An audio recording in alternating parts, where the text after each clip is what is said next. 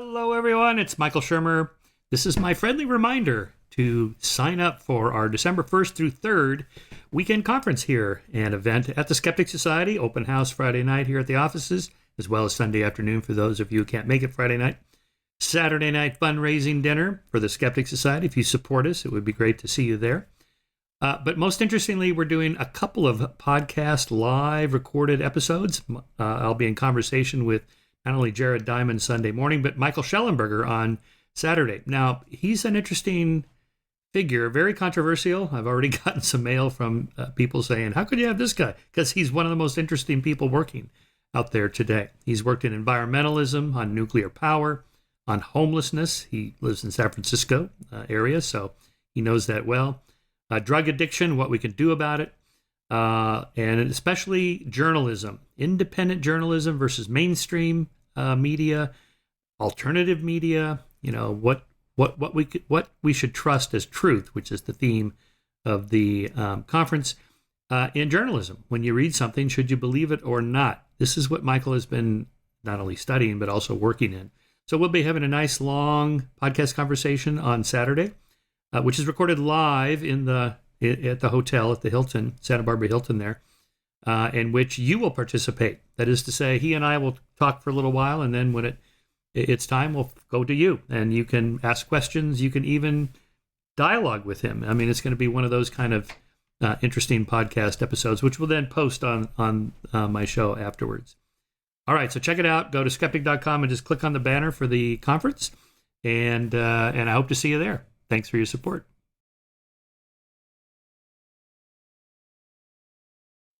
Okay, my guest today is Rose Hackman. She's a British journalist based in Detroit.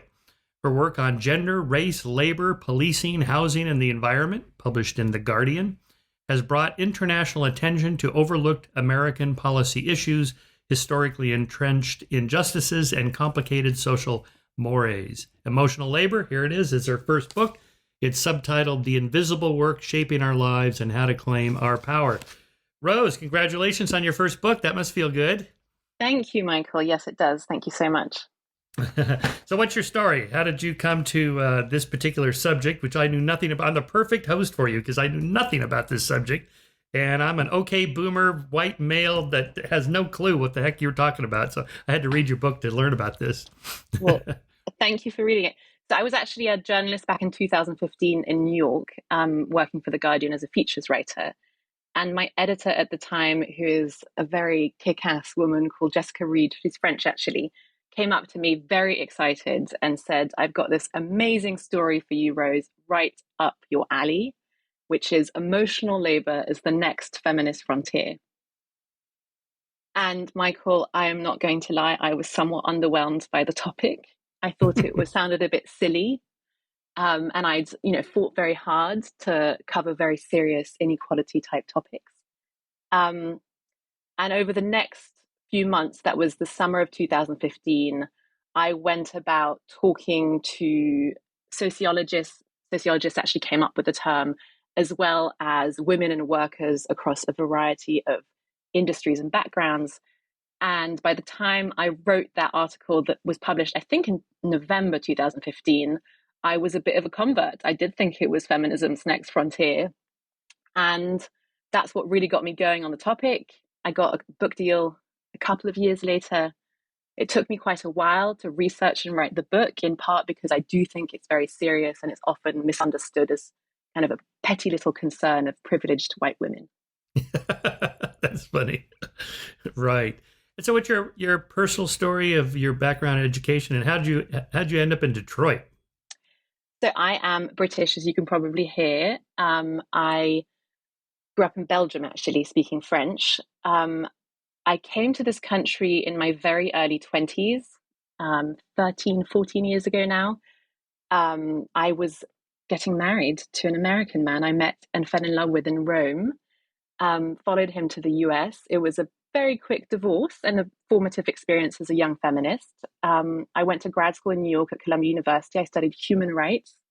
I had already trained as a journalist with the Associated Press. And by the time I had graduated from Columbia and I was divorced, I was ready to hit the ground running again as a journalist. I moved to Detroit in 2013 to cover the bankruptcy. Oh, the bankruptcy of the city. Oh, Right. wow. Absolutely. Right. Yeah, I'd forgotten about that. And are they out of bankruptcy now? I haven't followed that story. Yeah, no, it was a year of local takeover.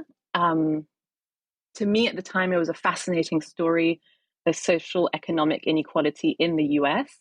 As someone who had studied human rights, I was really interested not so much in the way in which human rights violations happen away from Western countries, but actually the ways in which there are so many actual human rights violations in Western countries, and in this case, the United States.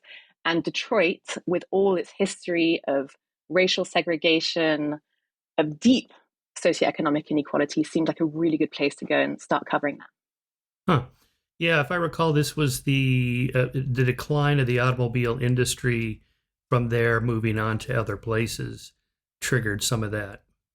Absolutely. I mean, to me, completely fascinating growing up in Europe, seeing very idealized visions of what America is. You really thought watching things like The Cosby Show and, Full House, all of those kinds of shows that really show the very wealthy, happy, cohesive America, racially diverse, including within the middle class. And of course, when you get here, as someone who's been fed these slightly um, sort of generalization stories, it's a bit of a shock to see just how segregated this country still is, how much it's still trying to figure out how to spread its massive wealth and all of those. So that's why I moved to Detroit, and I've been in between Detroit and New York ever since, but I am now permanently settled here. Yeah. Okay, you said something I just have to ask you about, a feminist leading to a divorce. Unfortunately, I'm something of an expert on marriage and divorce, but I'm happily married now, and now I'm done. Wonderful. So, what did your feminism contribute to the issues, or what? Honestly, that's a wonderful way into the book. I think, I'm 37, so I am technically a geriatric millennial. And I grew up, my mother didn't go to college.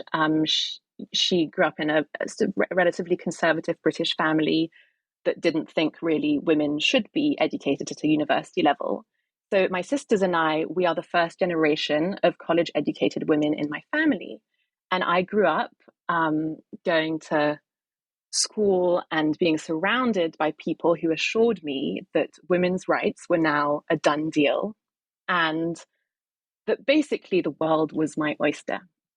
And I think for so many women, and especially women of my generation, what we found, not just when we hit the workplace, but also when we entered romantic interpersonal relationships, those of us who are straight, that there's a huge amount of inequality that's actually still there. And it's there entrenched in very insidious ways that we haven't yet sadly uprooted.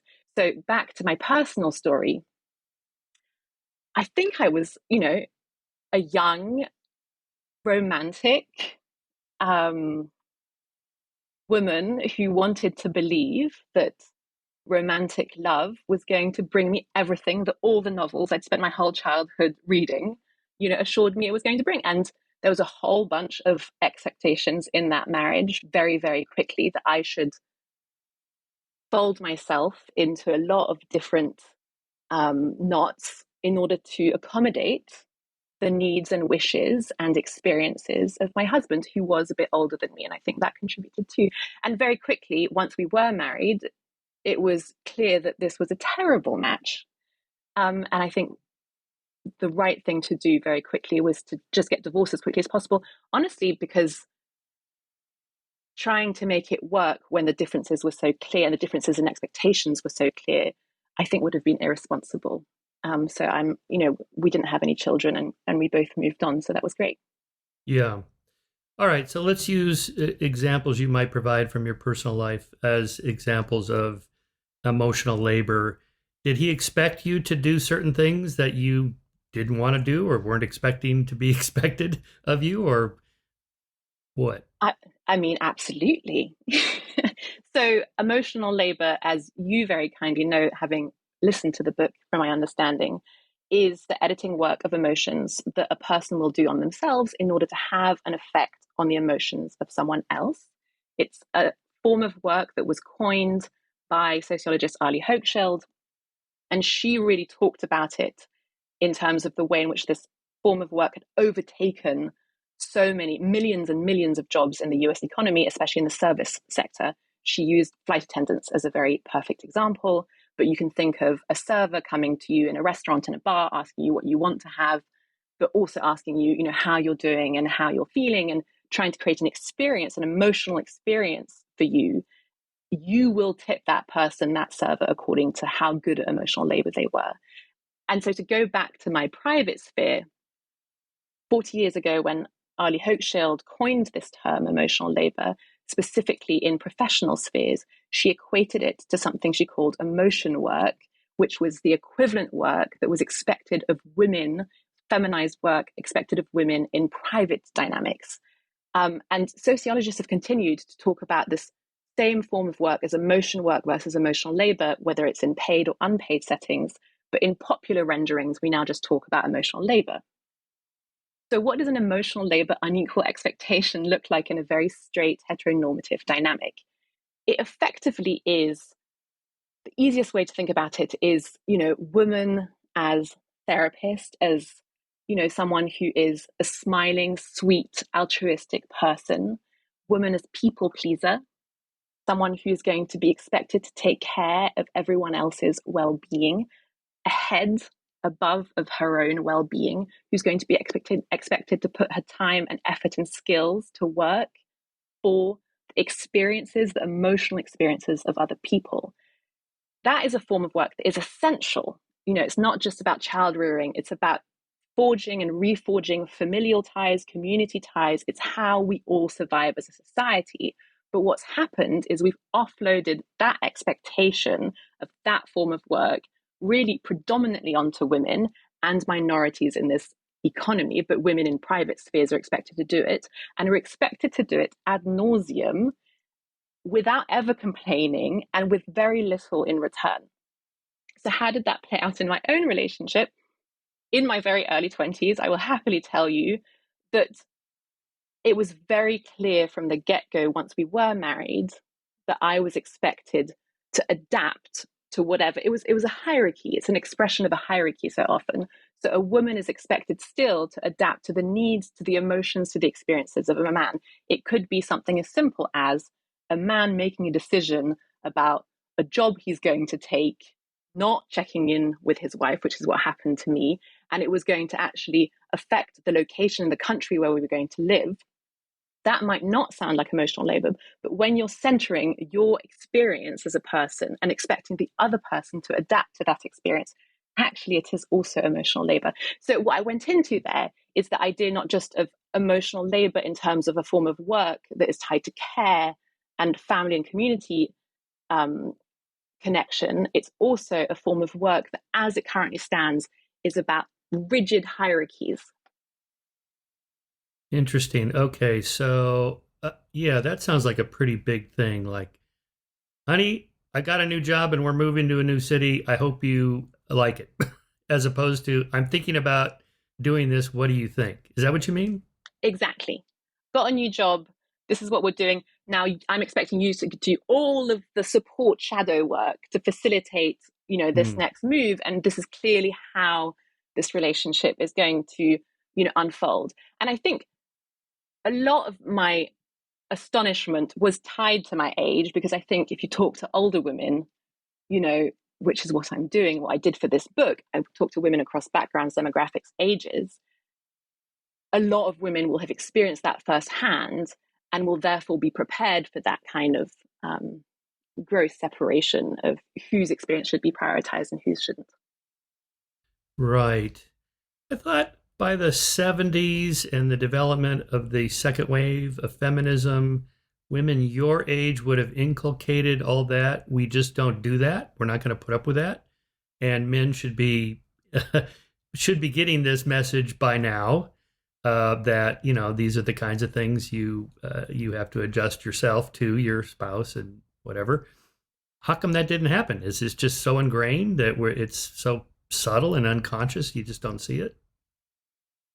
I think very clearly we addressed the effects of a patriarchy, or some of the main big effects of a patriarchy, of a society that really catered towards men when we obviously fought for the right to vote, when we fought for the right to open our own bank account, to own property.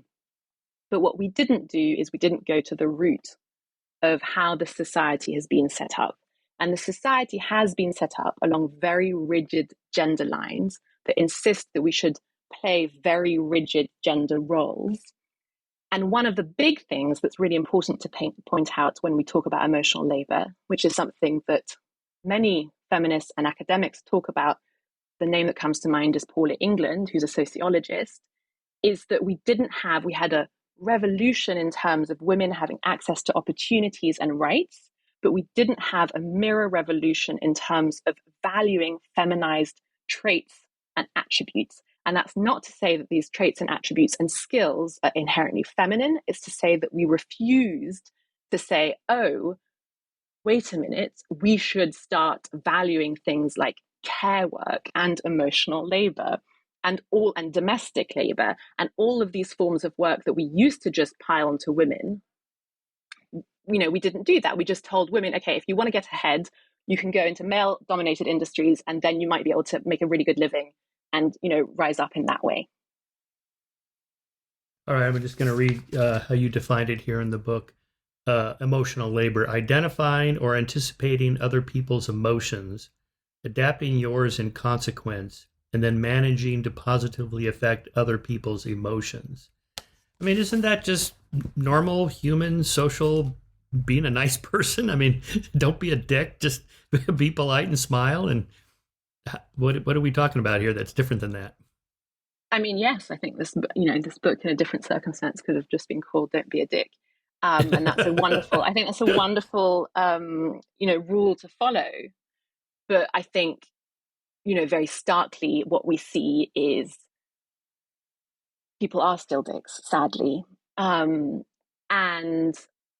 this plays out in ways in which, again, we end up entrenching, very deeply troubling to me forms of inequality. And this might sound kind of very wishy-washy and theoretical, but there are a lot of ways in which we can see that we're prioritizing some people's needs over other people's needs. One good way to look at it, which a lot of people do, is to look at time use surveys, of course. And we see that in heterosexual households, it's not just about the fact that women still overwhelmingly do more domestic labor than men. It's actually also about the fact that women have less leisure time, including when they're working full time. When two spouses are working full time, women have less leisure time, almost to the point of an hour a day, which is everything. If you're a parent or a household member, and one of you has 1 hour of leisure a day or 2 hours of leisure a day, another one has 1 hour less, that's a huge amount. That's the difference between having time to read, having time to go to the gym, having time to just recenter yourself and not feel like you're 24/7 working. So that's one of the examples that you can just think about in terms of household. When you think about emotional labor and whose experience is being centered and whose needs are being chronically anticipated and catered to and whose needs are not, that's one way in which we can think about measuring it, for example. Is this, for example, men expect the house to be clean? They don't want to do it. And even if you're working full time, you feel obligated to do it. Why not just say, look, dude, you got to do half here. I'm out working as much as you, or something like that. Right. It's interesting because when the book came out, in an effort to be in communication with a broad array of people, I got myself onto TikTok, which I never thought I would do. Yeah. And I thought that TikTok would be a lot of young people. And in fact, as I'm sure you know, I think it's about a third of America is actually on TikTok. And that means there's a lot of women of different ages. And what's been kind of wonderful about being on TikTok is being in conversation with thousands of women who are dealing with these kinds of issues. And what seems to be the consensus, which is matched in the data, is in terms of the time use survey and who does domestic labor and who doesn't, there does seem to be a bit of an expectation still in intimate relationships that a relationship for a man with a woman is actually about the woman providing a whole bunch of labor, which is, obviously what part of this book is. And it's, we've got to start adjusting these expectations. Women should not be valued just for the service that they provide, for being mothers, for being caregivers, for being de facto therapists, for being houseworkers. When you describe a woman in your life, that is not a very kind way of describing a person in terms of their full humanity. It's a way of describing the service that you expect from her. I think a lot of people, without necessarily realizing it, are still treating women, especially adult women, like that. And it starts at a very young age when we insist on, girls being other-oriented and altruistic and empathetic endlessly. And you think most of that is inculturated into women and men, I guess, not biological or some combination. I think, that I took I took really 7-8 years total on this research. And the reason I did that is I had to really go into all sorts of different academic disciplines to be able to find the latest definitive answers, the consensus in all of these different disciplines. And I didn't want to just make this a book about women's individual anecdotal experiences. I really wanted to back it up with research and numbers. And, depending on the studies, women, if they are cued in studies, in neuroscientific studies, in psychology studies, if they are cued that they are being tested on interpersonal skills, women will end up testing at a higher level when it comes to empathy and empathic ability. But when they are not cued on the fact that that they are in a study where they're going to be tested on empathic accuracy, empathy, they don't perform, better than men. Neuroscientists looking at this, and there's a whole bunch of studies quoted in the book, as you know, think, okay, well, what does this show us? This shows us that actually empathy is not necessarily an innate trait, it's a motivational trait. If someone is motivated into performing or even feeling empathy with the right cue, they're going to be able to do it. It's just that women often cued to perform empathy because of cultural stereotype. So there's one amazing study out of the University of Oregon that basically thinks, how are we going to motivate potentially men into also feeling very empathetic and being able to be empathically accurate? And so they offer $1 per partially accurate answer to all participants, male or female, and $2 per perfectly accurate answer. And the result in this study shows that empathic ability just goes shooting through the roof for both genders at a similar level because of this amazing financial incentive. So to go back to your question, is it biology? Is it culture? I mean, we live in such an entrenched patriarchy and culture that, of course, the cues are constantly there for women to be performing more empathy. We have more practice in it. Men have less practice in it. They're not incentivized to do it.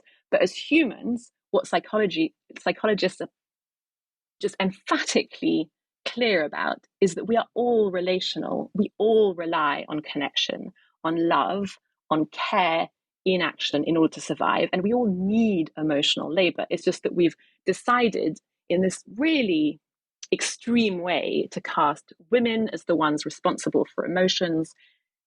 And in theory, still to a certain extent, we like to cast men as, rational. Yeah, that's true. Just out of curiosity, since you have a chapter on men, if your ex was here, would he go, "Yeah, I did that. I should have done that," or would he go, "No, no, no, that isn't it up the way, all the way it happened"? I think it would be interesting to have that conversation. I think he'd probably admit to a part of it, and I don't know how much work he's done on himself. But since it's been quite a few years, it's been about 13 years since the divorce. But I will tell you something very exciting. That I would hope for people who are willing to put in the work, men especially, is that what we know, because again of neuroscience and this amazing ability that the brain has to be plastic, is contrary to what the old adage says that we can't, teach an old dog new tricks. You can actually teach old dogs new tricks. And, if someone wants to work, for instance, on their emotional literacy, which is the ability to identify emotions within and then be able to figure out, filter, manipulate, regulate their feelings in order to understand how they're going to have an impact on the feelings and the emotions of the people in their environment. Anyone at any age, of any gender, is perfectly able to learn how to do that. It's just like every other skill, it takes practice. Right. Okay. Staying in the home for a few more minutes before we move to the workplace. I mean, a lot of, and moving away from, vacuuming and cleaning the house or whatever, to more the emotional work or whatever. I don't even like to think of it as labor. I mean, I would like to think that my wife smiles and hugs me and has sex with me and so on, not because she feels obligated or like this is my job. And, maybe some couples, do have sex sometimes when they don't really feel like it because the other person wants it and we love them. But still, at some point, you're doing it because you love them, not because it's labor. See that word, you guys have started using that word technically, but technically in an economic model, it's like, well, this is something you're getting paid for, labor. And in the home, we like to think that it's a different motive. Right. Honestly, in an ideal world where there isn't an expectation that only one gender should provide this form of work, then yes, it would be much more about I like to say, an open ended mutuality, open ended reciprocity, where you're not counting, it's not a tit for tat. But because it's so stark that we've only cast one gender, one sex, as the quote unquote emotional one, as the one who is going to be primarily thinking of the feelings of the people around her, especially the men around her, then it does feel very unequal. And there is, through all sorts of social, political, economic cues, setups that basically definitely encourage women to be putting the experiences of men first. You talked about sex. I'm very happy to talk about that. There are all sorts of studies, as we know, that show that there's a huge pleasure gap when it comes to heterosexual sex. That pleasure gap is not something that you find in gay sex or in lesbian sex. It is something that is very specific to heterosexual dynamics, where because of cultural scripts, not because of female anatomy, women are trained to primarily focus on male pleasure and male orgasm specifically, and put their own physical feelings to the side. I think it's somewhere around 60% of women who are straight say that they expect to experience orgasm when they have intercourse, versus like well over 90% of men. And that's quite a considerable gap. And that is telling a story that is not only 90%. I mean, I think it's well, I mean, it's well into the 90s. Yeah. So I think that's a really great way of thinking about how these cultural scripts end up having very tangible consequences in terms of who is expected to put their body, in this case, to work for the pleasure centrally of the other person. Yeah, okay, let's talk about that for a minute. I mean, for sure, when guys have sex, they're going to have an orgasm. It's pretty much 100%. And if not, you kind of feel like, well, that was a flop. That didn't work out so good. And that's not the case with women because it's more complicated, right? You can't just, vaginal intercourse does not necessarily lead to orgasm. In fact, it usually doesn't without stimulation of the clitoris and so forth.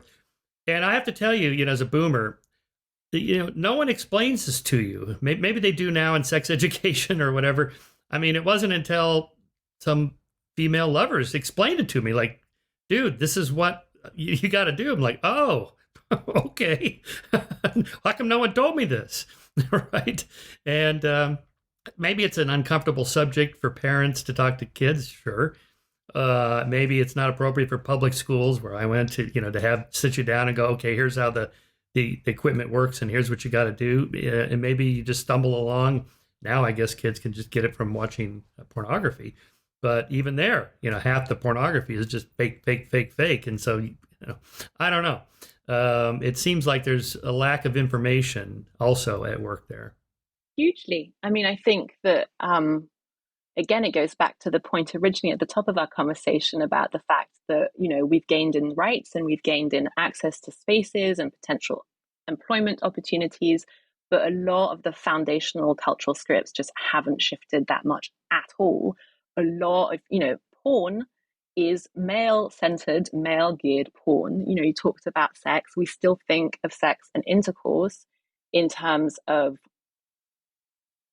penis entering vagina, and that is a lot of us are arguing not necessarily the only form of sex at all. In fact, sex is a huge amount of different things that involve intimacy.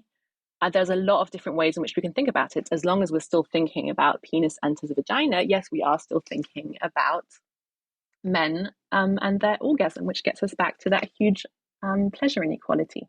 Yeah.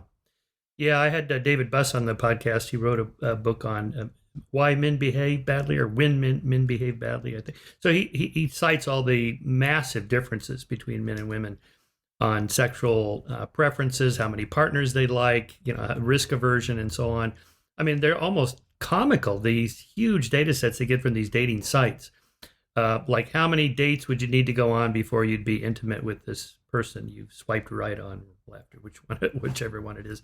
And for the women, it was 7 dates. For the men, it was like 1.5 or something. It's just so much lower. And he even told me a funny story where he got contacted by one of these seduction sites who said, we want to use your research and hire you to help us. Like should we recommend men take women out on a first date to 7 different locations, and that'll trick her into feeling like she? He's like, I'm not going to work for your company. This is anyway. Or how many partners would you like in the next year, decade, lifetime, whatever? It's massively higher for men than women. So David's an evolutionary psychologist. So his interpretation of this is largely having to do with risk aversion. Women carry most of the risk of pregnancy and violence, STDs, and so on, more than men. Men can afford to be more risk takers, and women have to be more careful and choosy, and so on. And he also had some data on the number of sites you look at one of these dating sites. How many of the profiles that you looked at would you go out with? And for the men, it was like 96% or something, yeah. And for the women, it was like 7%. I mean, it was just, these guys have next to no chance. Most of the guys have no chance of getting swiped right, I guess it is. Anyway, so I thought all that was pretty interesting. I mean, if I can jump in very quickly. Yeah, please. Yeah. I think that evolutionary psychology, evolutionary biology, terribly useful for a lot of pieces of insight. But often I find a lot of those forms of analyses to be lacking in kind of broader context. They take the world as it is as a piece of evidence for how it should be, and then kind of work from there. And I think that, if we're talking about women taking 7 dates or however long to decide whether or not to be intimate with someone, certainly taking much longer than maybe a man in a straight context, women are having to deal with rape culture. We're having to deal with the understanding that men are going to be very afraid in dating of being made fun of. That's their number one fear. And women's number one fear in dating is being killed. That is a very real, huge difference in management of situations that's going to affect the way in which you make a choice. I don't think that danger is inherent. It's part of the world that we live in.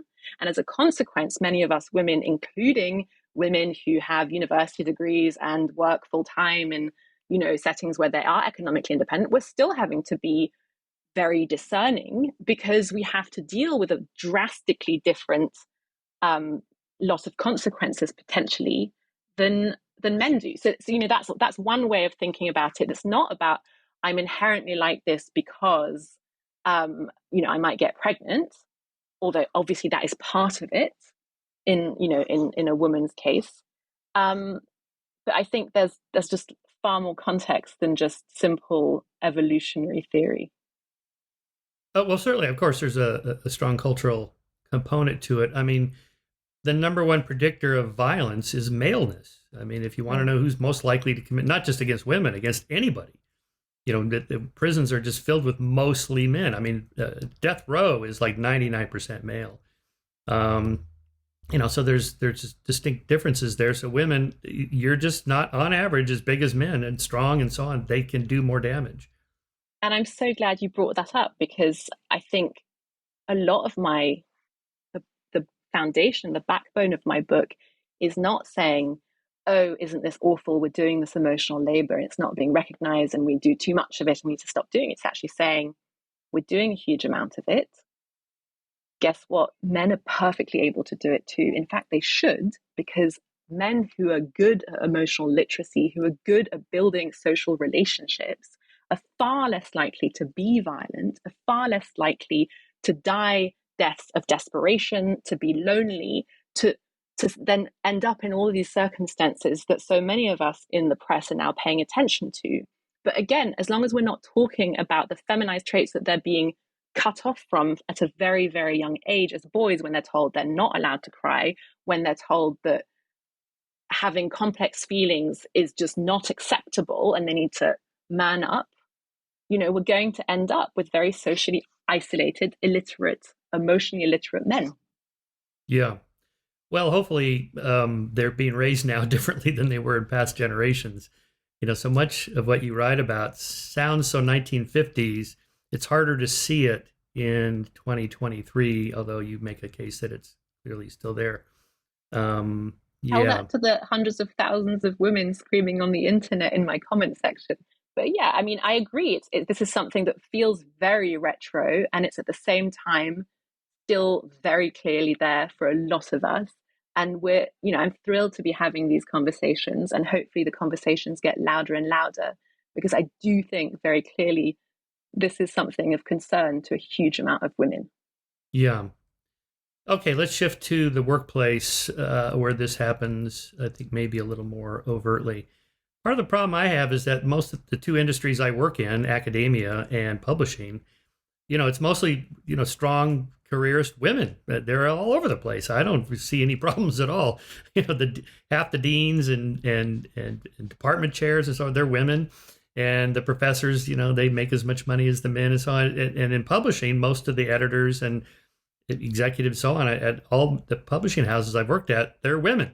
And they seem to be doing just fine. So I guess it depends on the profession. Maybe some are worse than others. I don't know that much about Fortune 500 companies and what it's like, at the top. Maybe that's where you see more of that. Well, I think there's a couple of ways of thinking about emotional labor in professional settings. There's the obvious way, which is first to talk about so-called pink collar jobs, which is, nursing assistants, nurses. It's the servers that I talked about before, bar and restaurant servers. It's also teachers. It's all people doing feminized kinds of jobs. Those jobs are all emotional labor, very, very heavy. Emotional labor is probably even going to be the central component to that job. Those jobs are the jobs that are going to survive this huge wave of automation that we're going through, that is coming. We're now seeing that automation was never just coming for mechanical jobs, as we talked about earlier. I am in Detroit. That was a huge part of the auto crisis. It was always also coming for white collar, a lot of white collar jobs, accountants, lawyers, doctors. AI can now pass the bar and the final medical exam. So, what are the jobs that are going to survive? The jobs that are going to survive are the jobs of human to human connection.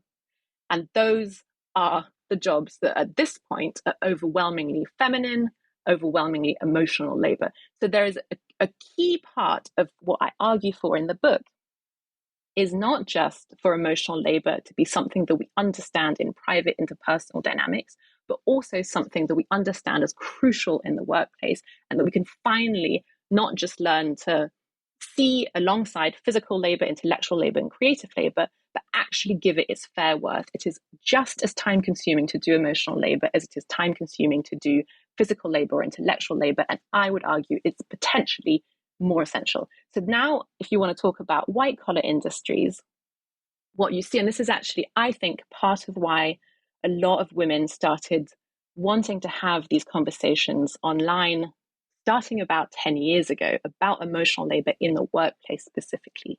What women found when they entered male dominated settings is they found that they were not just expected to be as competent and confident as their male counterparts.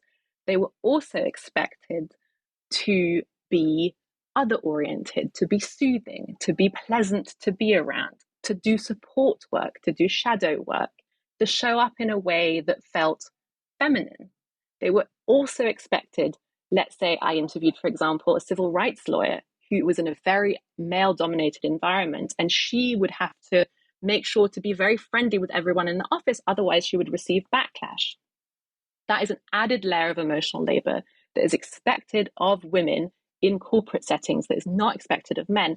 And what's been amazing about the last 10 years is that 10 years ago we had, Lean In, Sheryl Sandberg came out with her big book that was a cultural moment, and it was in many ways very important, telling women that they deserved a place at the table just the way that men did. The problem is, and actually, to be fair to Sheryl Sandberg, a lot of these studies in organizational psychology have come out since her book because it didn't quite feel right to a lot of people who'd been working in organizational psychology in corporate settings. A lot of overwhelmingly, the research showed that actually it was not enough for women to just lean in to emulate male type behaviors in the workplace and to do the same kind of work as men. They also had to be, pleasing and other oriented. Otherwise, they would not get to the top. They would face huge backlash in the form of denied promotions, denied opportunities, potentially even, being fired. You mean so men, say in a law firm, don't have to do that and they can still climb the ladder? Right. If you think of, the perfect example, completely taking politics out of it, is to think of Hillary Clinton. And if you think of Hillary Clinton's two main opposition candidates in 2016, it was first Bernie Sanders, who is a famous curmudgeon, and Donald Trump, who is he might be provocative and fun for some people, but Donald Trump is not a smiling, No. kind appearing man. Hillary Clinton, from the get-go, was measured not in terms of her policies. She was primarily, as a kind of an entry fee, measured as a potential candidate that could be effective in terms of her likability. That is a huge problem for women in politics. 4 years later, when Elizabeth Warren entered the race, we had all of the same conversations about her being strident, about whether she was appealing enough to the general public. These are metrics that are simply never imposed in the same way on men. If you want to go into sport, we can talk about Serena Williams. One of the reasons that the Tennis Federation ended up changing the rules in terms of cameras showing whether a ball is in or out is because Serena Williams clearly was facing unequal treatment when she was playing compared to men, and they were seeing much more error. So these kinds of double standards where you could see there was obviously some form of discomfort of having a strong, in this case, Black woman on the court was leading to a lot of stereotype backlash and discomfort.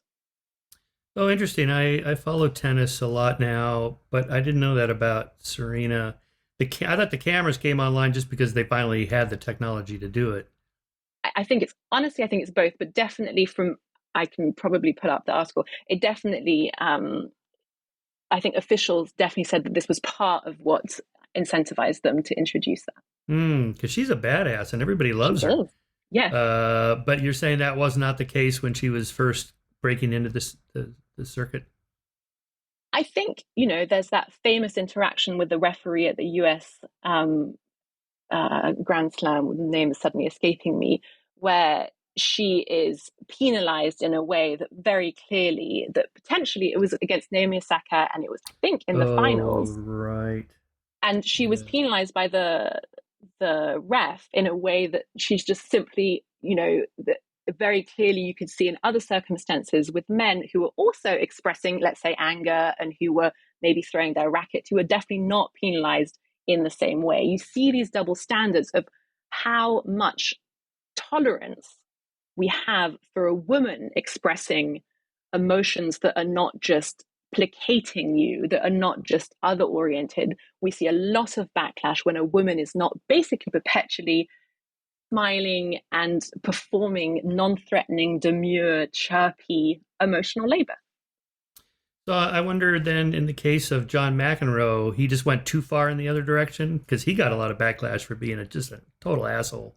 I mean, I think he kind of wasn't he? I think to compare John McEnroe to Serena Williams in terms of how, they emoted, I think Serena Williams did a fraction of what John McEnroe did in his career. And I think she received huge amount of attention for the way in which she was letting herself express emotion in a way that we, again, just wouldn't let a woman, especially a Black woman, emote in public. We don't want to see women and the full version of their emotionality. And that's actually getting to one of the fascinating things about all of these stereotypes and emotional labor is we cast women as the emotional ones, quote unquote.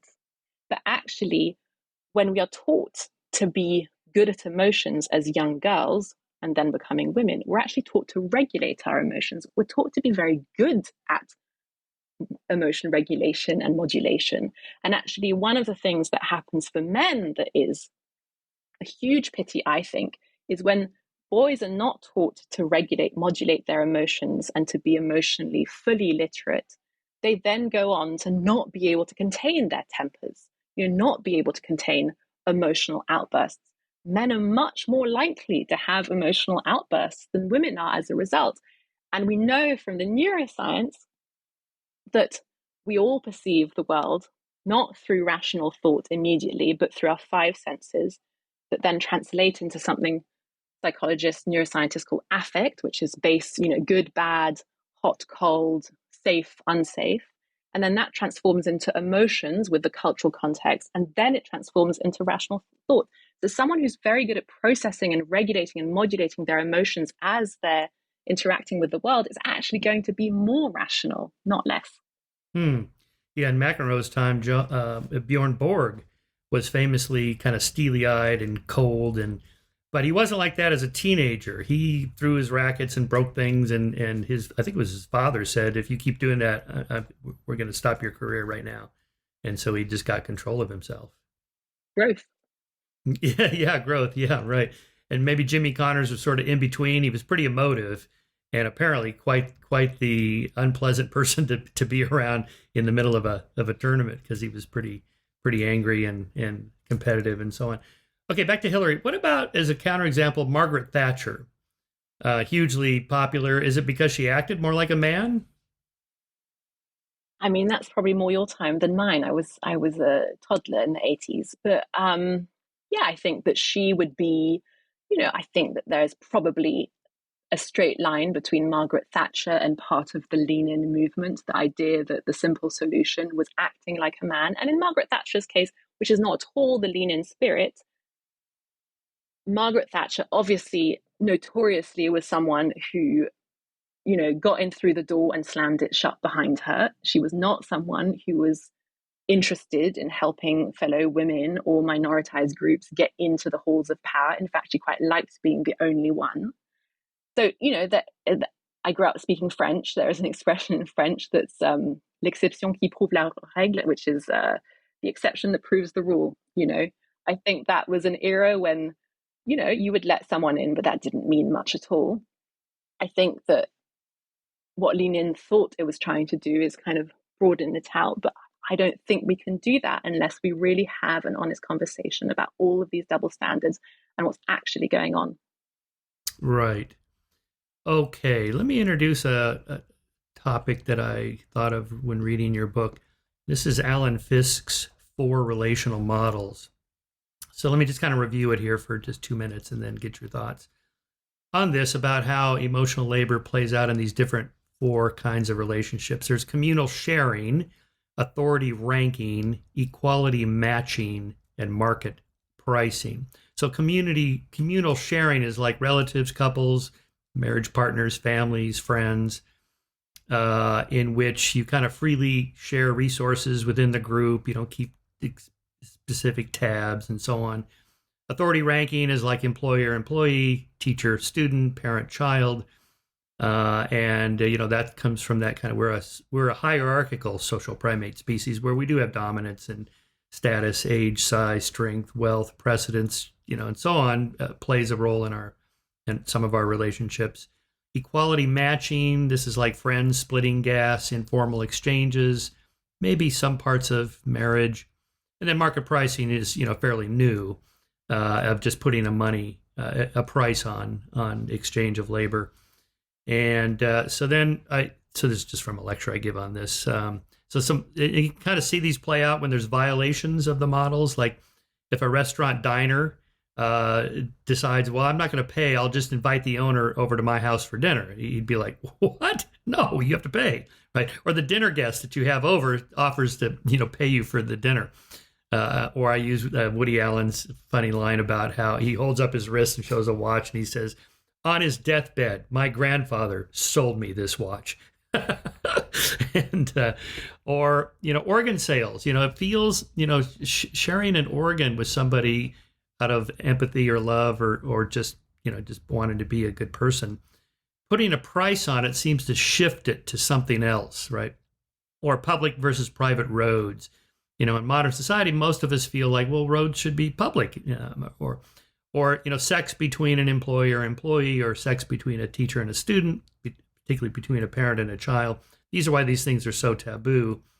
Particularly the last one, parent and child sex, is obviously horrible, and it's taken us a long time, all the way up maybe to the metoo movement, for everybody to get the message. Which I got as a professor in the early 90s. It was like, don't sleep with the students. Oh yeah, okay. And then you get told this over and over and over. You're like, okay, I'm not going to sleep with the students, right? You got it.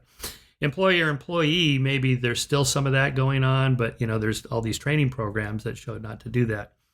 And then the last example of a violation I find interesting, I'd like to get your thoughts on them, is selling sex work.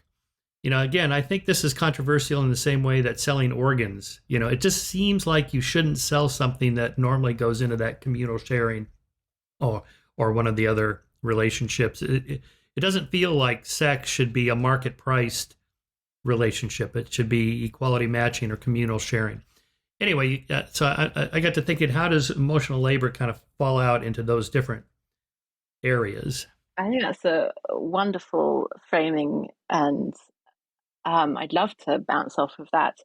I think, what you brought up, and you brought it up a bit earlier too, is this idea that we're horrified that emotions would constitute labor. And that, when it comes to sex, and actually still for some people, when it comes to emotional labor, the idea of selling or buying emotionality, physical intimacy, we gasp in shock and horror. And at the same time, there are all of these ways in which this is constantly going on and it's totally acceptable. So with emotional labor, a very easy example is, a nanny. You would not, if you're able to afford a nanny and the nanny was extraordinarily unloving towards your child, they would not be doing a good job. You need her to be them, but mostly it's her, to be doing really, really good emotional labor. And that's not just, caregiving and, being loving. That's also, in the case of children, anyone who's been a parent knows, helping them understand how the world works and how they're supposed to internalize and interact with the world. That's emotional labor. So emotional labor for a fee is not at all controversial. There's another example that comes to mind is, if you're ever on the phone with a customer care representative who's extraordinarily rude, they're withholding emotional labor. They're being bad at their job. If they're good at their job, they're only going to be providing, yes, absolutely, I'm terribly sorry that Delta delayed your, flight. And yes, I will send you $200. That is emotional labor that is being done as part of a job. But for some reason, calling emotions work still gets us, very uncomfortable. And I would argue it gets us very uncomfortable because it gets to the remnant of foundational inequality in our society. And it's forcing people to actually see that a lot of the dynamics that they would like to think is, just someone being caring, is actually just far more extractive, exploitative. Evelyn Nakana-Glenn, who's a Berkeley professor, specifically talks about the way in which work has evolved in postmodern or modern times, so that we have come to understand work as something that happens in exchange for, in the most explicit market sense, of a fee, remuneration, or work in exchange. It could be a barter. You could, tit for tat. or at least work for gratitude and, some form of thanks. The one form of work that she says is still treated as pre-modern, in that we expect it to be given based on someone's status, is care work. And I would argue the part of care work is emotional labor. We expect someone based on their status as a woman in a family, as a mother, as a wife, or even a status as, let's say, an immigrant woman providing a certain kind of labor. We see that as just like, that's just naturally how they are. So we get to extract a lot of it for free without giving much in exchange. So to go back to my views on sex work, I think that, very frankly, it's hard to have an honest conversation about this because we do not operate in a vacuum. In a vacuum, I am definitely pro sex work. I think there's far more sex work that's going on that's legal that we would care to admit. Years ago when I was living in New York, I worked as a waitress in a place called Pizza Beach, where all of the staff, actually, all of the men who worked there were models. You may know that male models actually don't make that much money. And so, in the downtimes, these Tom Ford, Ralph Lauren models would be working for tips. And most of the wait staff were students or actually actresses and models. And we were all really employed based on how we looked and the emotional experience we conveyed to customers. That's how we were going to get tips. That's why we were there in the first place. We were conveying a specific brand of Pizza Beach to, the clientele. And women were encouraged to wear strappy dresses. I don't see that as that different to a sex worker. I mean, it's way less, it's way safer. It's less vulnerable. My rights are much more protected in this society. But sex work, if a willing person wants to sell whatever they want to sell, and it's not exploitative to anyone else, they should get to sell that. The problem is we live in a cruel, exploitative patriarchy and capitalistic society that doesn't necessarily care about its workers. When you render sex work illegal, you're effectively putting sex workers who are already going to be, especially if they're women, already going to be otherized and already going to be stigmatized, and putting them to far less, good positions. Anyway, yes. So sex work is work. Emotional labor is labor. I don't see that as controversial.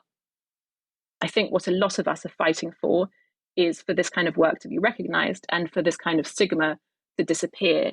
And sadly, as things stand, the stigma is there. A female porn star who retires is going to have far fewer options than a male porn star who retires. She is going to be forever stigmatized, and she might find work, within a similar realm. She might be able to kind of lean into that specific persona, but it is going to be very hard for her to recuperate a reputation that in this very conservative society is deemed acceptable.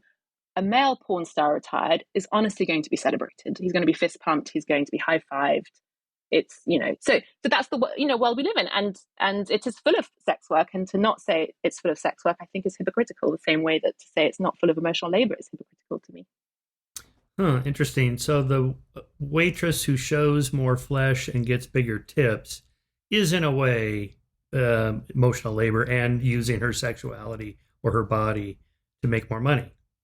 Of course, I think what's wrong in this society is not the fact that sex work is work or that emotional labor is labor, is that women are still pushed into specific situations that render them more ripe for exploitation and more ripe for judgment and stigma. And I think that that's what needs to change. And for that to change, we have to have an honest conversation about what's actually going on. Well, so in that, what would be the solution to that? Just the waitress waiter differences or whatever restaurant scenarios that everybody covers up equally or something, and just take that out of the equation. No, again, sex work is I don't think something to be ashamed of. I think if you're talking about the service industry, I think the tipped subminimum wage is absolutely appalling. It brings us back to, feudal societies in Europe. It definitely sets up a very, very exploitative dynamic between servers who are majority women, although not overwhelmingly the way it might be in other professions that are feminized. It sets servers up for very dangerous relationships and very dangerous temporary relationships with customers who are effectively responsible for their wages in that small moment, which makes that small moment of an exchange much more precarious for the server, who is reliant on the customer, not her or their employer, for her wages, and who therefore might feel forced into putting up with more harassment, or even not putting up, but having to turn a blind eye to harassment or assault in a way in order to secure those wages. And that is definitely something that I've interviewed people about. That is definitely something I saw working in the bar and restaurant industries, that a server is expected to put up with quite a lot in order to secure her living wage. But wouldn't it be exploitative for a, say, restaurant chain? What's the name of that restaurant chain that only hired big busted women? Hooters. Yes, yes, Hooters. Yes, I mean, come on. That sounds pretty exploitive. I'm guessing you would not be in favor of that kind of policy in restaurants. I think what's wrong is the lack of choices. What's wrong is the exploitative dynamics. In a world where servers at Hooters are paid a living wage from the get-go, and if they want to make tips on top of that by providing great service to people, I'm fine with that. What I'm not fine with, what I think is labor exploitation and very worrying and a symptom of a sexist economy, is an economy where we're paying servers $2.13 an hour, which you can't, if you're working a 10-hour shift, that is $21. There is no way you're going to do anything useful with that. And so then you're intentionally putting those workers in a situation where they're going to have to be as amenable as possible to those clients. I see. That's what's unfair. Okay. So a solution would be like unionized labor changes in the policies of the restaurant, something like that. Yeah, you got a Hooters. What's building that brand? What's building the reputation? What is making someone go to the Hooters? Possibly the food, but also the promise of a very specific experience. And the specific experience is being provided by the workers in that establishment, or in the brand of that establishment. Their emotional labor. It goes back to Ali Hochschild, the sociologist who came up with this term to describe a form of work that was very, very real. Part of what she did is she documented flight attendants, and she documented the way in which flight attendants were really the ones responsible through their emotional labor with customers for building the very brands of the airlines. Back then it was still very exclusive to fly. So the flight attendants, they were conveying, an atmosphere of care, an atmosphere of sexiness, an atmosphere of femininity and comfort, for passengers. And that's what airlines were using to build their brands. It's exactly the same with Hooters. Aren't there unions now of flight attendants? Definitely. And I think, obviously, part of this book, part of my thoughts very clearly is that the women's movement, feminism, this sounds very old school and unappealing, but I think that's where a lot of hunger is across the board for a lot of women of very different backgrounds. It's effectively a labor movement. There was a song that went viral on TikTok called Labor, which is by Paris Paloma, which is almost like a primal scream of women being forced into doing all of this labor: maid, mother, nurse, vixen, the whole thing. It's constant, it's exhausting. We're all exhausted. That's funny. All right, let me push back a little bit on the sex work, because my position has always been largely yours. Kind of a libertarian position. What consenting adults do in the privacy of their bedrooms is none of my damn business, and it's none of the government's business either. But then I read Rachel Moran's memoir, Paid For. And then she was on the show. We talked for a couple hours about this. She was a prostitute, and she uses the word prostitute. She will not use the word sex work. A prostitute in Dublin for 7 years. I don't know if you know of her work or her memoir. It's a beautiful memoir. It's one of the best autobiography memoirs I've ever read. She's a beautiful writer. But she talks about the realities of this, and she's an activist against the legalization and regulation and taxation and so on. And she has examples of where it doesn't really work. Even, well, to back up for a second. So first of all, it's all exploitative. It's just men paying women to have sex with them, and they, in your language, they're doing all this emotional work. Why? I don't know why a guy thinks she actually believes this if you're paying her. It reminds me of that Seinfeld episode where Jerry finds out that Elaine faked her orgasms when they were dating. He just can't believe it. And he's like, but the moaning and the groaning and the heavy breathing. And she goes, yeah, fake, fake, fake, fake. It's like, yeah, okay. If you're paying a woman to have sex with you, she's going to fake. I mean, come on. How could she possibly have feelings for you in the 5 minutes you got to know each other, right? So Rachel senses, it's just really exploitative. Even if you unionize the women, and she has examples from different European countries, and I think in Australia, or maybe it's New Zealand, where it's legal. The sex workers are unionized, they're protected, they have laws that they have to be tested, and all that stuff. And that still the women get screwed, she says, literally and economically and metaphorically. Because like the owners of the building, they own like a hotel, and the women rent the rooms. They have to pay the owner of the building. So when the guy's not happy, he agrees, this is what we're going to do, and then I pay and so on, and we go to do it, and then the guy wants more.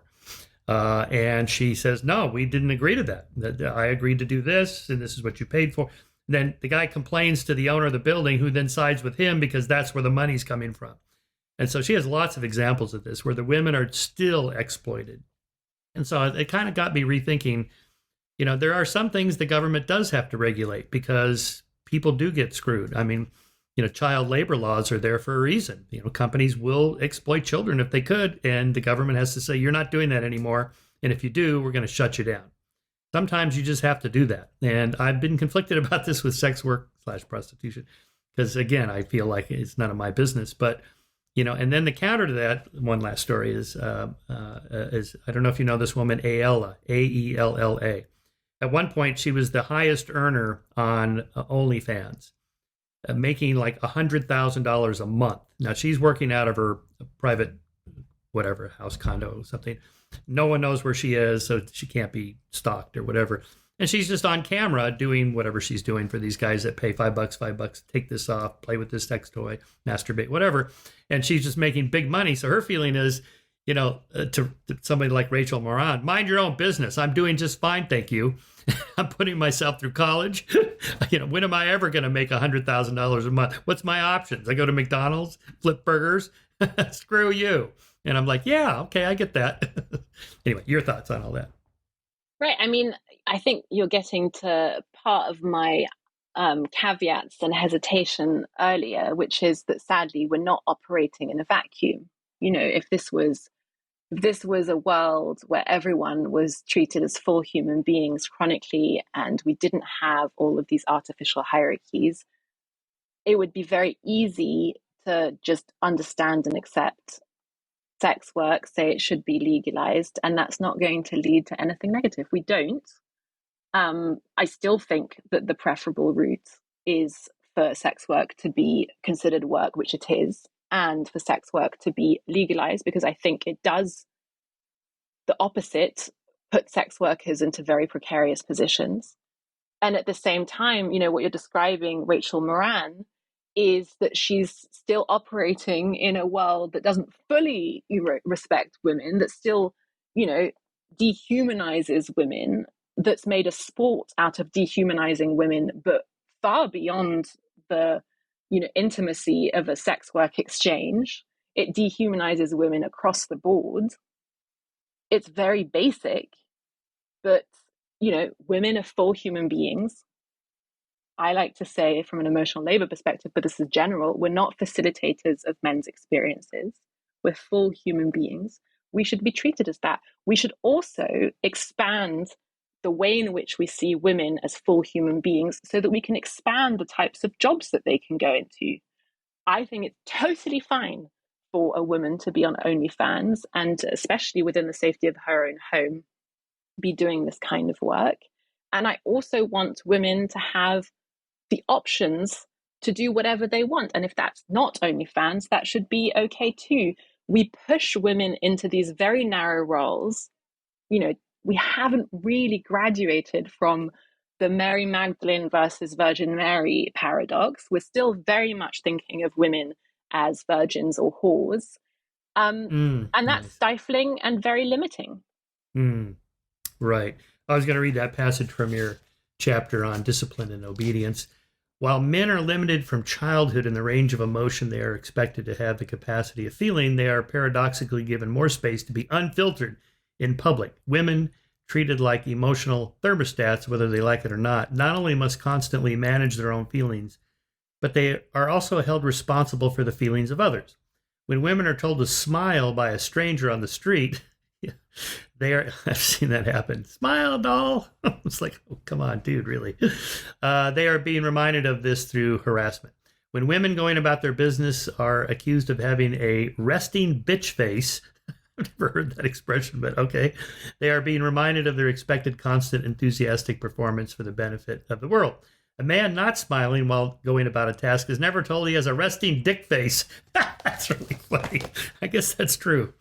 It is true. It goes back to it's funny that you haven't heard of resting bitch face. I feel like that's permeated my whole generation. Yeah, I mean, it goes back to the way in which we expect, you know, let's say, female politicians to, you know, I live in a state where Gretchen Whitmer is Oh, yeah. the governor. And in the last governor's race, she was up against Tudor Dixon. And I just thought both of them, and I do not mean this as a diss to either of them, were just extraordinary, excellent emotional laborers. In the debates, you could see them doing this incredible thing that they were smiling in between sentences as they were talking. It was a constant smile. And clearly, they had both been told, you have absolutely got to chronically be performing, you know, pleasing, happy, caring femininity. Otherwise, you're going to be discredited. And they just both excelled. It was extraordinary. Yeah, because Trump has sort of taken over the GOP, all the current candidates feel they have to be super tough and really just angry. And it's like, calm down, dude. Right. It's kind of fascinating because I think that in some ways, you know, you were mentioning that some of what we're talking about here feels very 1950s. And at the same time, what it feels like to me is even as we've gained in some rights, although obviously other rights like reproductive rights for women, you know, massive step back, even as we've gained in some rights, we've become just like so much more stereotypical and obsessive about these stark, flat gender expressions. You know, there's this expectation that men should be, you know, alphas, and if they're not men. What does that even mean? It Mm. doesn't, it to me, it doesn't, it all it does is it's trying to enforce very rigid boundaries, that's trying to keep everyone in place, and that's actually terribly retrograde. Yeah, I could just say from a man's perspective, you have to be kind of tough minded because other men are like that. And the world is dangerous. There are dangerous, mean assholes out there. And if you let yourself be too nice, you'll get exploited. That's the idea. And so you have to stand up. You have to have a reputation, you know, like I'm just not going to put up with this. And if you harass me, I'm going to smack you one, metaphorically speaking. And that's kind of how men are raised. And in a way, because that's the way the world is. It's not full of nice, empathetic people. You know, I agree and I disagree. I think that, well, you're getting at something that I think actually women and girls could really stand to learn from men and boys. I think men and boys are really well trained at competitiveness and conflict. And you are trained to understand the potential or even the presence of conflict as something that you are able to move through and navigate. Where actually girls are taught to fawn.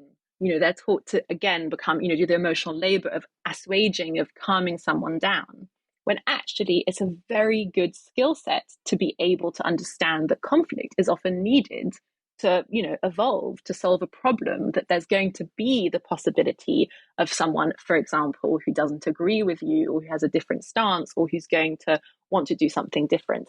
So I think that, in an ideal world, that is a skill set that also would benefit women very clearly, the same way that being able to not just understand your feelings, but understand the emotions of the people around you, and be able to filter the emotions that you're expressing so that you're not perceived as threatening or dangerous, and so that you can actually build social relations. That is a core survival skills that we're equipping girls and women with, that we are not equipping boys and men with. As I'm sure you know, since 2014, the average age of death has been falling in this country, and that's overwhelmingly due to deaths of desperation that are predominantly among men. And it's so interesting to me that as a feminist who's been, really a journalist and now author, but always with a feminist interest, I've been receiving a lot of, emails and messages over the years when I have written about feminist type topics, that men will often get in touch and say things like, not just what about the men, but men have to go to war, men die at a greater rate of suicide. These are all symptoms of the same patriarchy that I'm criticizing. They're all symptoms, the origins of patriarchy is in nation building, where, let's say in Mesopotamia, this is in Angela Saini's latest book, The Patriarchs, which I recommend warmly for people to read. The nation state thinks, how are we going to build a nation state? We've got to have lots of children. We need men to go to war to defend the nation state. And we need, women to think that they have to stay at home and reproduce and have children. That is, how patriarchy kind of really, those are the forms of societies where you see patriarchy really taking hold. And now we're in this society where a lot of those rigid dynamics are still there. I'm criticizing the way in which we're forced into one role, but I'm thrilled to be criticizing the way in which men are forced into the other role too. Interesting. Yeah, I had Richard Reeves on the podcast when his book of Men and Boys came out, or Boys and Men, whatever it was titled. Yeah, he's got a laundry list of, where men are falling behind. Just like I just look out at my freshman class, it's at Chapman University. It's always been, for the last several years, about 60-40 women, men. And that is about what the ratio is of the undergraduate student body there. And apparently that's across the board. He had the data showing, I guess it hit 50-50 students, male, female students in college in the late 70s. And then we just blew right through that. And now it's like 60-40 and climbing. And so why is that? And I don't really know what the answer to that question is. I don't just labor opportunities elsewhere or whatever. I don't know. But the prison population, it's 90-something% men and so forth. So, okay, I wanted to bring up something else here on personality. Well, let me first talk about income inequality and differences there. I think it depends on the context. Let me pull this up here of different jobs. Like here, I found a chart of a total graduate school enrollment by field and gender. So, of course, STEM fields, physics, math, engineering, there's a massive ratio difference. And everybody's asking, why aren't there more women in these fields? And yet other fields, like here's where there are more females than males: arts and humanities, biology, agricultural sciences, education, health and medical sciences, public administration, social and behavioral sciences. There, the ratio, it's like 60, 70, 80%, 79% for public administration. And then, so if you look at the jobs, like these are the top 20 paying jobs for women. Fundraisers, 70,000, I'll just round up, 70,000 bucks a year. Postmaster male superintendent, 70,000 a year. Medical and health services managers, 71,000 a year. These are all where women dominate strongly. Technical writers, 71,500. Advertising promotion, 72,000. Occupational therapists, 72,000. 87% of occupational therapists are women. Medical scientists, 73,900. These are pretty good. That's pretty good incomes. Training and development managers, 74,800, 54% women. and so on. Let me just go down to the top. It's going on too long. Pharmacists, 121,000 a year. That's pretty good. 55% of women pharmacists are women. Number one, nurse and anesthetists, 171,000. 58% of those are women. So, when you talk about income inequality between men and women, I guess it depends on the profession you're choosing. I mean, if you're looking at Fortune 500 CEOs or senators or congressmen or whatever, you have that data showing, it's massively male dominated, even still. But so first, it depends on what professions you're looking at. And so I'm asking, is it just preferences for what people want to do? Just one last riff. When I look at, when I was in my 20s, what do I want to do? And I look, well, do I want to be a CEO or a lawyer, a partnered lawyer, a doctor? No, those guys work like 80 hours a week. They don't have a life. I don't want to do that. I want to have a more balanced life. And so maybe the difference is just women are picking professions that are just more rewarding. They're better jobs. And to say we want more women CEO, why? You're buying into the patriarchal definition of what success is, and that's the bad definition. Who wants those jobs? Anyway, go ahead. I mean, in this patriarchal white supremacist capitalist state that we're in, those are the good jobs. But I'm not someone who believes that that's a solution on its own at all. Very broadly, are there good jobs now available to women? Yes, there are good jobs available to women, and that's wonderful. And in fact, obviously, as someone who's interested in labor generally and in human rights, I think that part of a functional society, especially a functional society in the richest nation in the history of the world, everyone should have access to decent wages and a decent job and a decent quality of life. But back to your original question, women are definitely, concentrated in these spheres where they're choosing to go down certain paths. I want to first do a little caveat, of course, because we do live in an extremely unequal economy, that there are a whole bunch of women who don't have access to education opportunities, overwhelmingly women of color, Black women, who are going to be more concentrated. I talked about nursing assistants earlier. That is one of the occupations that we're going to need more and more and more of, according to the Bureau of Labor Statistics. And that kind of job, that brings in maybe 21,000 a year. That is a very hard salary to survive on, especially if you're providing for a family or within a family context. That is not a decent living. And that is a kind of an occupation like other jobs, like kindergarten, teachers, all of these care heavy jobs. What you're relying on very often, even, people working with the elderly, home health care aides, people who are working with other people, whether it's children, the elderly, or people who are sick, are often not paid that well, especially when emotional labor is the central component of their job. And what they're often, employers, and even I would argue the government and society is relying on, is this empathy, this altruism, this idea that it's a fulfilling job because you're being helpful, because you're choosing to do something where, it's nice to be nice, or it's good to be kind, or this is the kind of work that, is will fulfill you to a certain degree. Not if it's underpaid and the conditions are poor and your work isn't, stable. Not if you don't have social security. Not if, you're not being afforded the decent standards that a worker providing essential work, should be afforded. So that's one component. And I think, I spent a lot of time in Mississippi. My significant other is from Mississippi. He grew up there.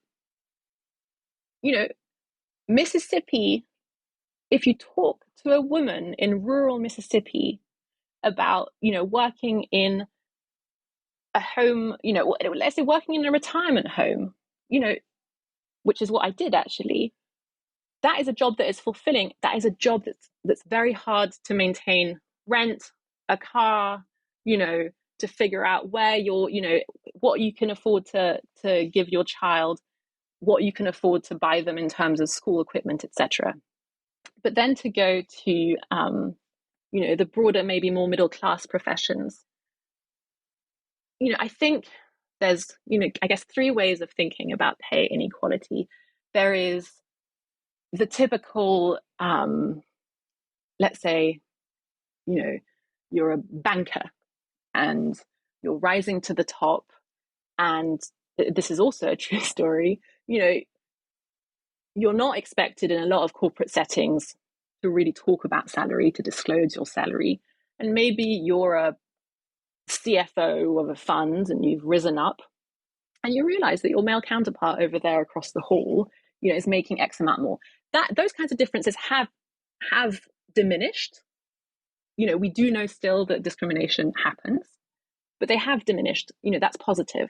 Then there's obviously occupational differences, which is what you're talking about. If someone chooses to be altruistic and to go into a job that's less paying, if someone chooses to become a teacher because they're very good with children, should we really care that they're making less than someone who is an engineer?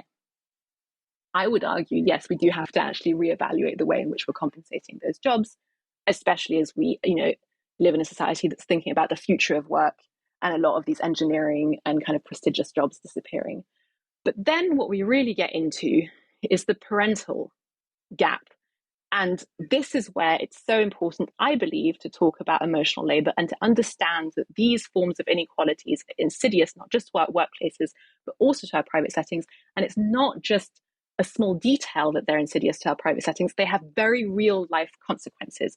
When a straight family has children, when a straight couple has children, who is going to go part-time and who's going to be expected to give up the job? It's overwhelmingly going to be the woman. And I don't think that's just personal preference. I think we have primed women to be the other-oriented emotional laborer. We've primed them into taking the high road. We've primed them into being the ones who are going to take care of children.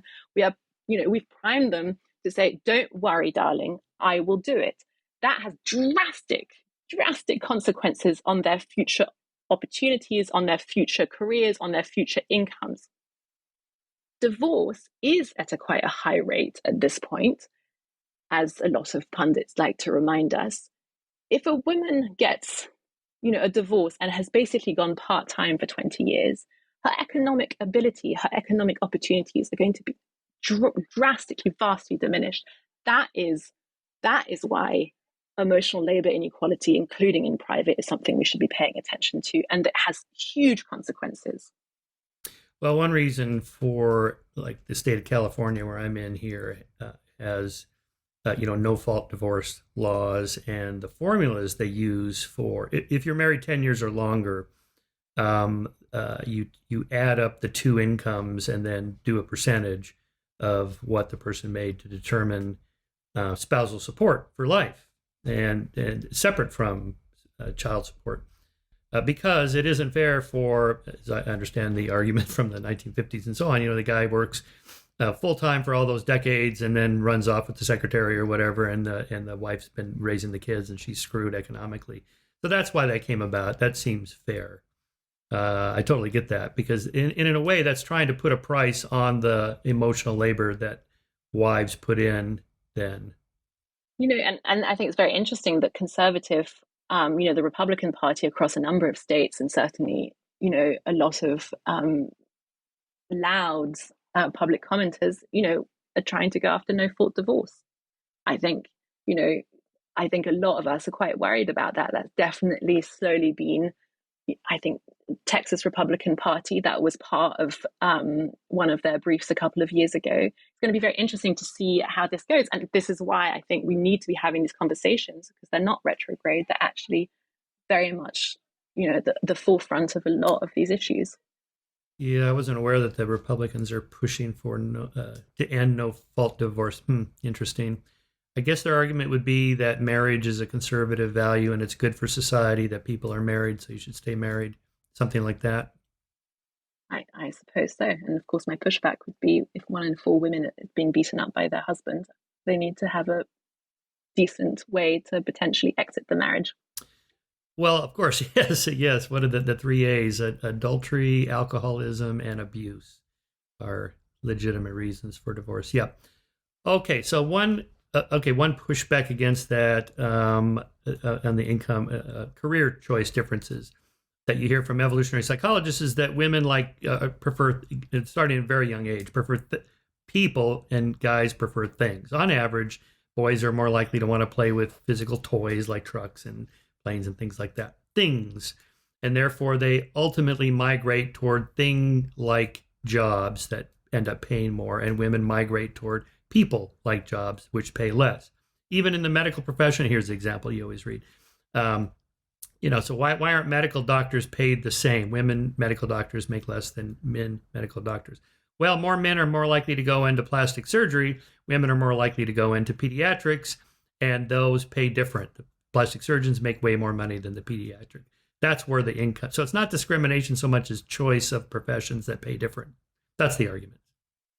Yeah, I'm so thrilled you brought that up because I think it goes to the crux of my argument, which is that we refuse to pay for emotional labor. Someone who's doing pediatrics is someone who's really actively having to show up in a very specific way and do emotional labor on top of her intellectual labor and her highly trained, skilled labor that is more technical. There's also going to be a lot of emotional labor that is also very important, as I was saying. And I think, I do think that inherent biological differences between the sexes have been drastically exaggerated. I do think they exist. I think evolutionary psychologists and biologists just love to slightly exaggerate the findings of Darwin to justify the status quo. I think there's a lot of intellectual laziness there. But beyond that, I think that the conversation should not be what is inherent and what is not inherent. And I think that's where a lot of feminists get kind of cornered into. I'm not interested in that conversation. I'm saying emotional labor has value. So even if the world continues being as it is and women continue to overwhelmingly pick teaching, even if that wasn't always the case, and overwhelmingly, pick pediatrics as opposed to plastic surgery, that should be compensated in a way that also recognizes the essential value of emotional labor. Yeah, I guess the question is, how do you do that? Because there's no one handing out jobs or handing out salaries. These are, in each industry, the market function, who's willing to pay what for what services and so on. It kind of just happens. So short of a labor strike against the management of that particular company or in that industry, it's just not going to happen. It's, I think that there needs to be a huge overhauling of, again, the way in which we think of work.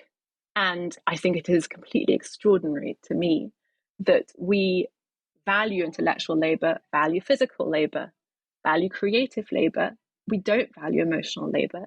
Again, it's the central component of so many millions upon millions of jobs in our economy, especially the jobs that are not going to disappear. So I think there's a normative change that needs to happen.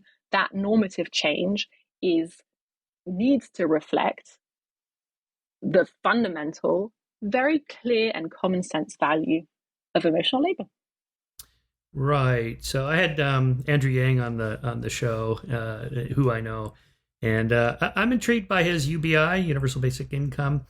I guess the implementation of it gets complicated because what would be your base rate salary? So somebody who makes $21,000 a year in Mississippi, yeah, that's probably not a living wage even in the poorest part of Mississippi, but it wouldn't even get you a couple months in Santa Barbara here. So what's the base rate? What's the number that if the government's going to write checks, which it's quite capable of doing, as we saw during COVID, how do you do that calculation? How would you foresee something like that being implemented? Yeah, I think that's a great example you brought up. I think we certainly need to think much more imaginatively about what the future looks like in terms of how people are going to live, how people are going to survive, and what income is going to look like. I definitely think guaranteed income or universal basic income, that should be a part of it. I don't really see any other way, honestly, as jobs continue to disappear. And even if you're mainly concerned with men, which I think that a lot of conservative and mainstream outlets are more concerned with the lives of men, specifically white men. I think if you're concerned with them, then you should also be honestly a proponent of guaranteed income. But I think there's been tests that have been undertaken across the United States, actually also in Jackson, Mississippi, tests trying out specifically Black mothers, Black single mothers on a guaranteed income where I believe they received $1,000 a month. And they then got to, give feedback on top of what, whatever job that they're doing, etc. They got to give feedback of like how useful, and you get to measure how useful that was, and whether there was a meaningful difference. That was a huge difference. These small trials so far are terribly positive. People, who are further in conservative circles like to say that the reason we should advocate for family, of course, is because, that's giving them the most opportunities to children, let's say, and the family unit with two parents is how we're going to enable kids to have access to stable households and opportunities and ladders up later on. That is not true in Scandinavian states, where there is a decent social welfare support system. That is not true effectively when, of course, a single mother in this country, again, going back to Mississippi, because that is where I have also spent all this time, and I did interview women specifically who were single mothers. If you are a single mother in this country, you're going to probably be working 1, 2, 3 jobs. You're not going to be able to be home that much. Of course, you're not giving the same opportunities to your kids as if you're in a situation where you've got 2 incomes and you can actually only work 1 job and then come home and actually ask your kids about their day. So I think we often have like skewed conversations that are somewhat nonsensical. And I think that solutions that do dare to go beyond where we're at right now are not just, they're just very simply necessary. I don't see another way.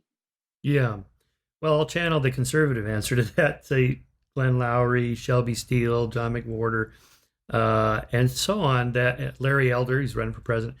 It's the breakdown of the Black family that, it used to be in, let's see, when Patrick Moynihan issued his report in 1963, I think it was 25% of Black children were raised by single moms. Now it's 75%. And that it's not the government's job to raise your kids. That's your job. And you need to stay married. Get married, stay married, put a ring on it, make these guys, belly up to the table. That's the kind of the conservative argument. Right. I mean, that kind of argument lacks such context. When you've been attacking the Black family yourself as a society for generations, when you've denied them the opportunities, just to mention the GI Bill, that's people's parents, grandparents. When you deny entire communities those kinds of wealth building opportunities, and then you say it's their fault, it's just laughable to me. I don't really have much to say except, honestly, that's totally, again, operating as if we live in a world that is a vacuum, which we don't. There are historical contexts. I live in Detroit. History lives very, very clearly and loudly here. And that's not because of anyone's inherent anything. It's because of specific policies that afforded white families opportunities, that subsidized white families moving to the suburbs. I've written about this in The Atlantic and The Guardian, and refused to give any kind of subsidies or help to Black families who were left in Detroit underfunded. I don't know anything about that. So the state of Michigan was issuing No, what? So the project of the suburbs is a project that was a public-private partnership post-Second World War. As Black people came up from the South to work in the manufacturing industries, white people grew more and more frightened. Racism obviously is still a problem, but was certainly a huge problem in the 20th century, in the times we're speaking at. There are a lot of race riots. What people don't really talk about is that race riots were, in Detroit, for example, primarily white race riots. White people organizing to try and get Black people to not move onto their streets, to not be in the same neighborhood as them. And so this fear ended up slowly building into a potential, wish to leave Detroit. They fought to not integrate their city, and when that was just simply clearly not going to work, they started thinking about moving to the suburbs. Development companies, white development companies, entered into partnerships with the government to build these suburbs subsidized by the government, where white families only were going to be able to move in. Part of those contracts, and it's in writing. A lot of people have, great academics have written books about this. Part of the suburban project in America is specifically writing in these, big mansions in the suburbs are only for white families. So there was this huge exodus to the suburbs. That's the history of. That's the redlining era, right? Yeah, that's a huge part of the redlining. That's the suburban detail of the redlining. Yeah, and that's and we illegal. still see the effects. Yeah, that's illegal now. And most of those things are illegal. So again, just one last channeling of the conservative argument about reparations. We already gave reparations. That was the whole Civil Rights Act, 1960s, affirmative action and subsidies. The slate is clean now. The playing field is level. Let's get the government out. It's time to start over. We didn't. Okay. We just simply didn't. The reparations, changing a law so that Black people can finally vote, that's not reparations. That's finally admitting before the law that white and Black people are equal, which they are, of course. That's not compensating for the fact that all the white soldiers returning from the Second World War were given access to education and very, very affordable housing that was subsidized and gave them access to home ownership, which, as we know, is the biggest wealth builder in this country generationally. And Black men returning from the Second World War were not. That's, saying that Black men can now vote and that Black women can vote is definitely not reparations. Okay, so you would then make a case for some form of reparations still needed to level the playing field. What would that look like? Honestly, I think going back to guaranteed income, I think we've got to think about what it looks like to actually give people a fair chance of a humane life. Again, we live in the richest country in the history of the world. I am blessed to be here. I don't think it's right that there are people down the street from me who, cannot afford basic day-to-day things like, housing and electricity. There was a water crisis here, crackdown on people who didn't pay their water bills. They were denied water. It's just, I also wrote about that at the time for The Atlantic. That is just such a lack of human decency in this kind of society. I don't really have anything to say about it. So yes, guaranteed income, I think, probably there is definitely a set of policies. I don't work on reparations, but I could see that housing being the best way in which people can build generational wealth, that would be a great way of doing it. There was a crackdown on tax foreclosures, also something I documented while I've been here in this city. I think, helping people into home ownership in a very decent way, that is another path. But I think we need to think more broadly, and we also need to think, to bring it back to gender, to intersectional gender, I think we need to think about the fact that poverty in this country is not just racialized, it's also gendered. That we need to think about what it looks like to help support women who are overwhelmingly going to be the heads of single parent households. And yeah, I think that guaranteed income and a decent working floor is the only way to do that. Yeah. Well, the government's certainly capable of doing those calculations, depending on what county you're in and what the average is or whatever. You could set a floor like that, I guess. I don't know. The possibility of abuse of a system like that is massive because there's already abuse of, like, the COVID-19, the PPP program was massively abused. That's always going to happen, I guess, inevitably. What about like tax breaks for home ownership? Something that, the government can nudge people. The examples I use is, I get to deduct the interest on my home mortgage. Apparently the government wants me to be a homeowner, and I have a kid, so I get to deduct my kid off my income tax. So apparently the government is nudging me to have children and so forth. Or drive an electric car. I get to drive in the diamond lane because I have an electric car, and I get breaks for, things like that. I got a refund I got a check from the government for buying an electric car. Wow.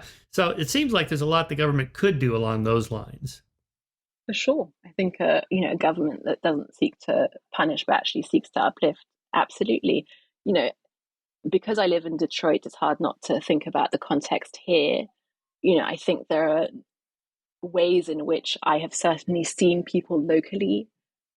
There's been a huge amount of predatory lending here, but there have been some examples. I want to be very careful that it's only some of people, renting to own, for example. It seems very cruel to me that just because you're making, $23,000 a year and I'm making, double, triple, whatever it is down the street, it seems very cruel to me that one of our families is going to end up creating this massive generational wealth and another family is simply not going to be able to. And when the parents die or whatever, there's people having paid rent over years, then decades, have nothing to show for them. People who live, very American lives, who go and work at the Henry Ford Hospital.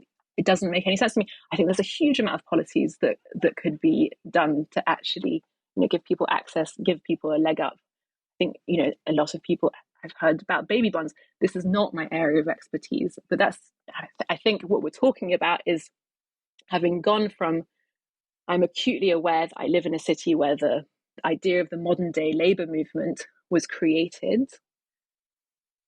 That is how we started to narrow income inequality, as you know, in this country. That was the huge moment where the middle class actually started to be this big, wonderful, exciting, impressive thing. We have gone a very long way away from that.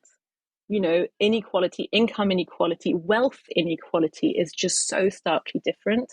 So I think there's a huge need for a new labor movement, and I think it needs to be intersectional, it needs to be gendered, it needs to be understanding race and the history of racism in this country. That's the only way to do it. We need to think of work in a much more expansive way. All right, Rose, this is a good place to wrap it up. For people that are listening, what do you recommend besides reading your book, of course, which I want them to do? If you're, a woman listening, what can I do to change my emotional labor conditions at home and at work? And if it's a guy listening, what do you want to tell the guys? I mean, obviously, definitely read my book. I mean, I think if you're specifically thinking about domestic sphere, Eve Rodsky has a great book called Fair Play. I mentioned Angela Saini's The Patriarchs. That's a great historical book that gives much more context. If whether you're a man or a woman, I think what's really exciting, as I said earlier, is that none of these things are fixed. This is very clearly shown in psychology and neuroscientific research. There is a huge opportunity for growth, for understanding. There is no need for us to feel like this is a gender war. This is actually an opportunity for us to share the load, for us to have much better informed conversations, and to actually learn how to joyfully, happily, meaningfully live with one another in a way that's genuinely respectful and not extractive. Very nice. Perfect place to end. So what are you working on next? What's your next research project? And I'm working. Well, to be honest, I have a few different things I do. I do narrative change work for progressive causes. That's something I do behind the scenes, and I greatly enjoy. It's wonderful to use my what is that? I journalism. never heard that term. It's the idea that it's basically using journalism research skills, which I've honed over many years, to help progressive causes that maybe struggle to find the right story to tell, to communicate, to communicate what they're going through, the problem that they face, the kinds of issues that they want to push. So I do that. I help people who are doing amazing work. Instead of documenting them in a journalism article, I help them tell their own story in a way that's effective, that's going to land. I sometimes work with pollsters so I can actually really build that kind of story. I want to take emotional labor. I am a journalist again and now an author, but I take emotional labor as an issue terribly seriously. I think this needs to slowly become a movement that is intersectional. And I don't just mean in terms of, women who look different, different races and creeds and ethnicities. I also mean, I think the way in which, upper middle class women are feeling very angry about a form of work that they're doing that's not recognized. I think there's a potential alliance with the national work, labor, the national domestic workers alliance. There's a lot of alliances that maybe feminists in the last few decades haven't necessarily done that I do think need to be made. I think policies need to happen at a governmental level. They have to happen at a work level, whether it's in corporate settings or in pink collar settings. So that's what I'm working on right now. And I got quite a lot. I've bit off quite a big chunk there. I do think I'm very interested in freedom of speech, and I'm very specifically interested in all of the insidious ways that we deny minoritized people actual free speech. And I think that's part of something that's missing from the conversation right now. And I think that's probably going to be part of my next big project. There's your next book right there. There That's a you hot go. topic. All right, Rose, thank you.